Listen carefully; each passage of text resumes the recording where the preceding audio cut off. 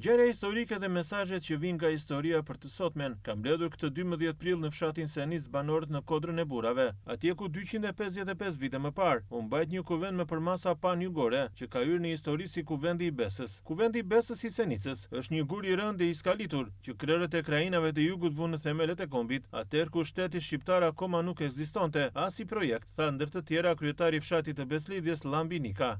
Biznesmeni seniciot i ardhur nga Selaniku Thotori Mio tha se mbajtja e gjallë e trashëgimisë së historisë na shërben për rritjen e dashurisë për vendindjen. Eventin e Senicës e përshëndeti edhe avokati Gjergji Imeraj, këshilltar bashkiak i Sarandës. Në beslidhjen e Senicës të 10-13 prillit 1770 morën pjesë përfaqësues nga krajinat e Shqipërisë së Jugut, nga Delvina, Himara, Labëria, Lumi i Vlorës, Zhulati, Rëzoma, Bregdeti dhe Çamëria. Misioni i kuvendit të Senicës ishte të bashkonte, organizonte dhe të drejtonte luftë kundër pushtuesve osman, duke lënë mënjan as mërit dhe dallimet fetare.